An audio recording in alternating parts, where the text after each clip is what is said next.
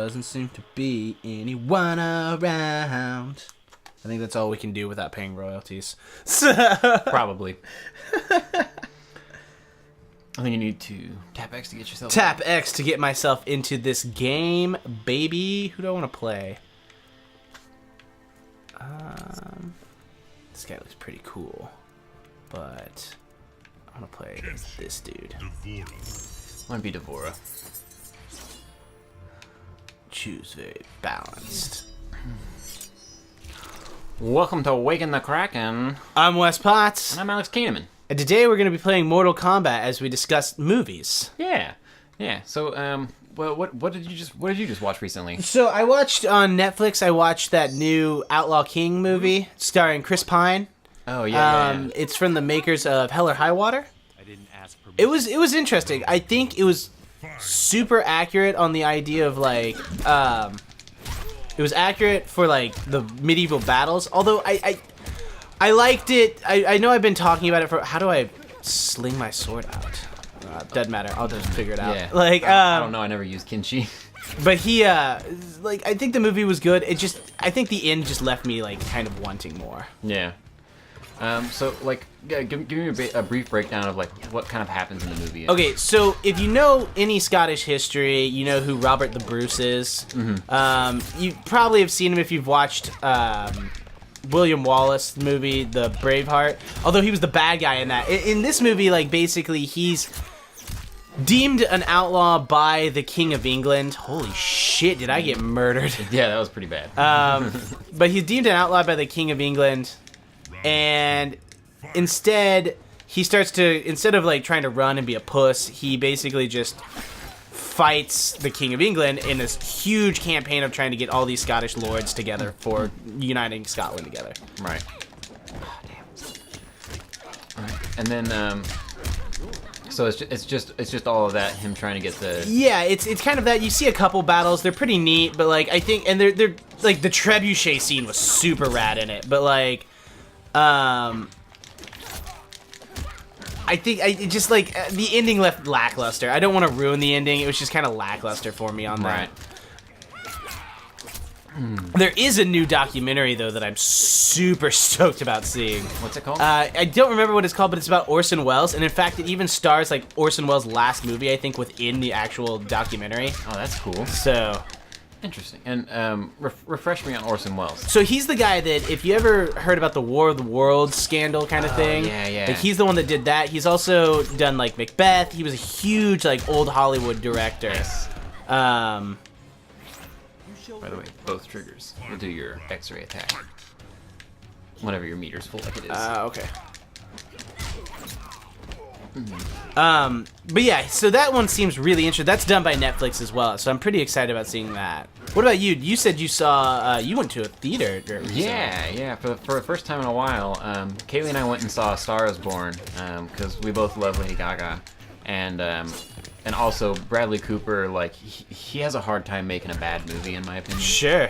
Like he's a hunk. Yeah, and he's a great actor. He's pretty good, yeah. And like, especially after seeing him in this movie, like he blew my mind. He's like, his voice sounds nothing like him. Like he's got like a good old boy like Texas accent, and he's like playing like a character who's like going deaf from tinnitus, and because he like played so much loud rock music in his life, and so he just really plays off like someone with like hearing loss really well.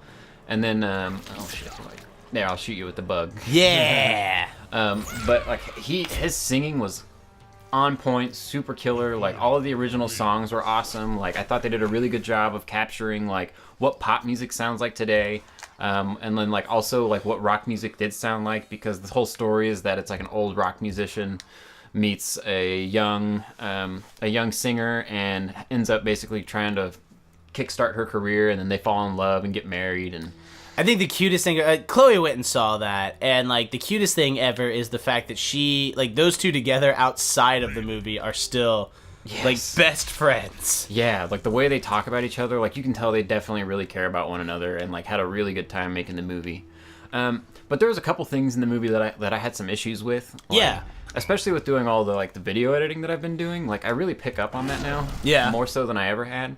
And like I really felt like there's basically a bunch of really awesome scenes, but the beginning, it just like flies through so much happening so fast. Yeah. That like it makes me feel like it was just really rushed, and so like it's just like, oh, they met each other. Oh, now they're hanging out. Wait, now they're on tour. Now they're getting married, and it's like now we're 20 minutes into the movie and all this has happened, and it's like I understand like they're trying to like move on and try to talk about what they want to talk about with the movie and make it get to the part of the story they want, and you have to have a little bit of the exposition so it makes sense.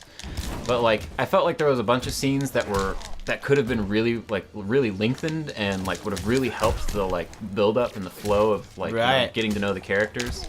But then there were some other scenes that were awesome scenes, but like I felt like honestly, like if you had gotten rid of those and lengthened some of the other ones, that it would have made it feel a little bit, easier to connect to their relationship as people, and like kind of the drama that's going on between the two of them.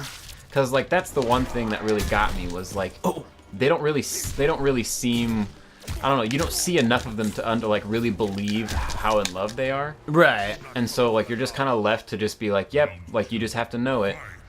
But at the same time, that being said, like I could also see where like all the times they're like singing in the movie, like they're not just singing lyrics to a song. Like the lyrics are actually talking about their relationship and what's going on with them and like what the characters are going through.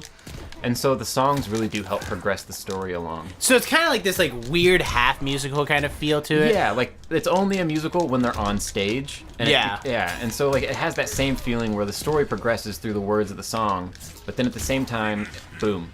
Damn. Hold on. I am so bad at that character. Kotal Khan is hard. Yeah, he is. But I was like, I haven't played this since it was like the 90s on like the Sega Genesis. And so like I'm still just kind of learning what to do.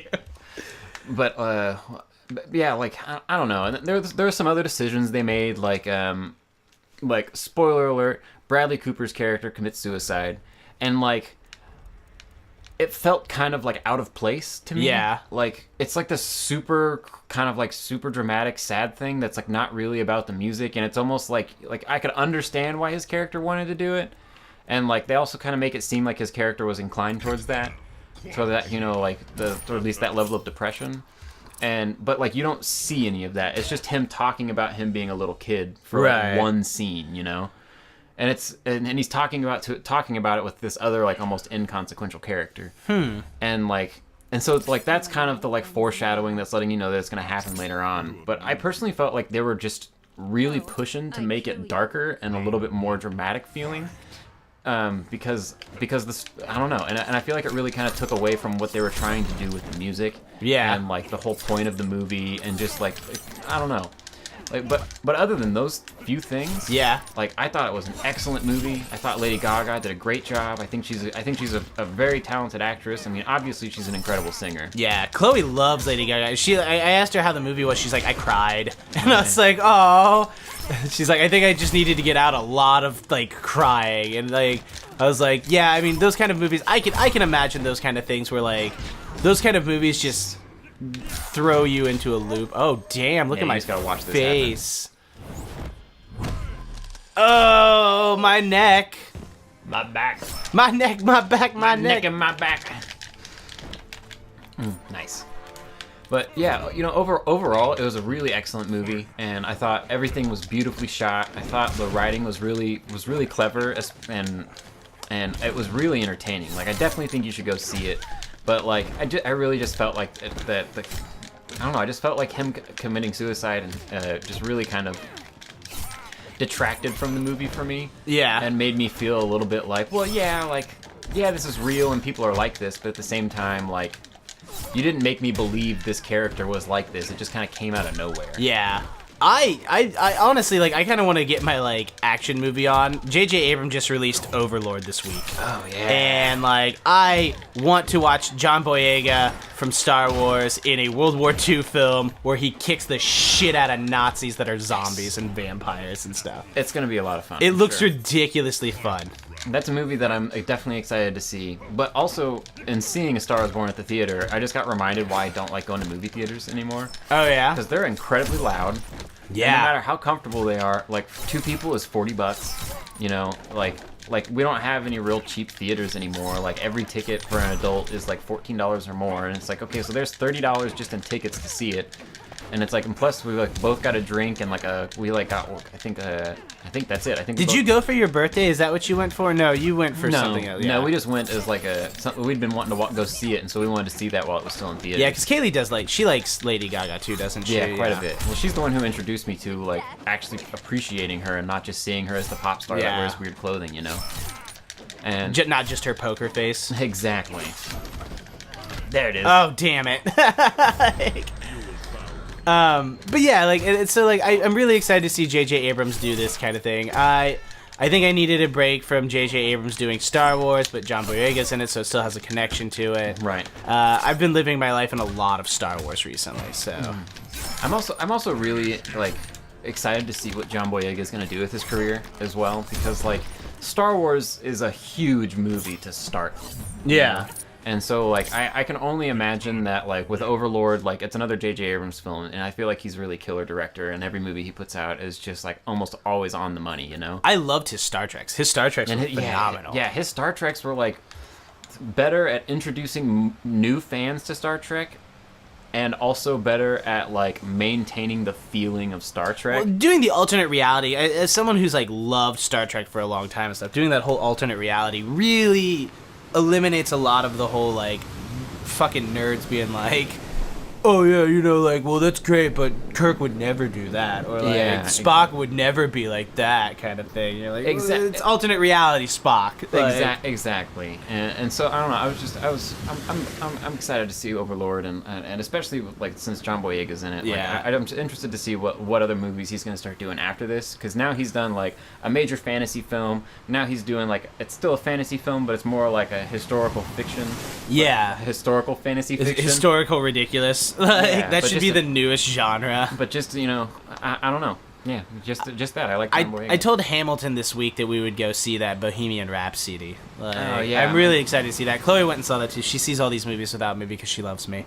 Like, she wants to protect me from all the bad. Like, yeah, well, but I'm supposed to see that with Hamilton. We need to get Hamilton back on this. Yeah, we do. Yeah, we do. He keeps bothering me about it as well. Hamilton, it'll happen. Don't worry, buddy. So, but I think that was pretty much it for me. Like, yeah. Other than that, like, I've been so busy with stuff. Like, I just started my new job as well, and so like doing that, and then also trying to do all of the stuff I've been doing before has kept me pretty busy and occupied. Yeah, work's been really busy this week, and then doing all this kind of stuff, and then getting all the last stuff for Bad Form recently, which is why I live in Star Wars perpetually now. So exactly. Yeah, well, thanks for listening, everybody. Yeah, have a good one. Hopefully you saw me, like, totally win at least one of those rounds. Yeah, I think you did. Yeah.